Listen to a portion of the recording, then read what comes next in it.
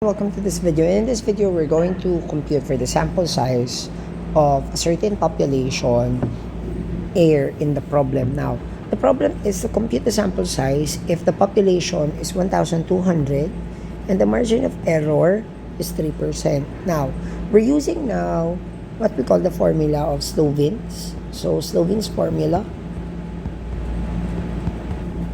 Now, the Slovin's formula known as the small letter n as the sample, where the uppercase n would be the population, then 1 plus the product of the population, then the square of the margin of error.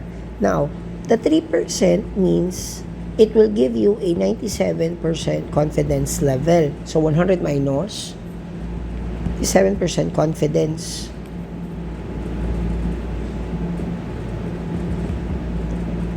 In your sample. Now, looking on that, so let's have now substitution of the following given. So, working on the formula, substitute now for your setup. You have now 1,200 plus 1,200 multiply to 3% in decimal would be 0.03. So, 0.03 squared.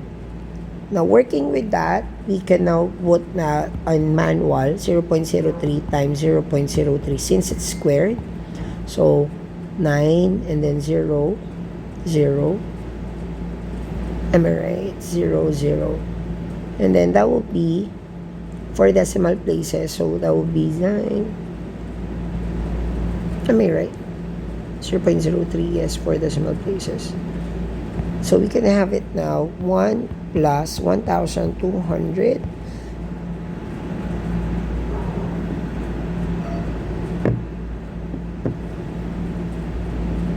3 0, so 0 1 2 3 then 9. Now working with that, so we have now the first level of that solution. Oops, let me correct that. Oops. Okay.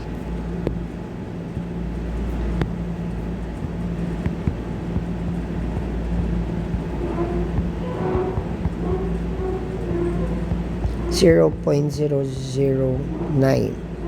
Now, multiplying 0.09 by 1,200, or we can now reverse that with the 2 decimal place. So, 0, 0, 18, carry 1, 1 times 9, and then 10.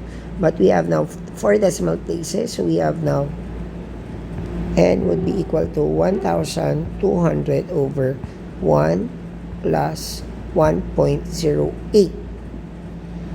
N would be equal to 1,200 over 2.08.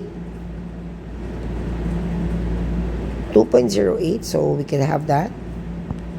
N would be equal to 1,200 over 2.08. It is now a division. So let me just have a calculator here so I could start 1,200. 1,200 divided by 2.08. That would be n would be equal to 576.92. So the rule there, since there's a decimal place, that would be round up so that it would be 5,700 as your sample. So we can now say that the sample with a population 1,200 with a margin of error of 3%, that would be 577. Hoping you learned something with this one and using now the Slovin's formula. Thank you for watching. Have a great day.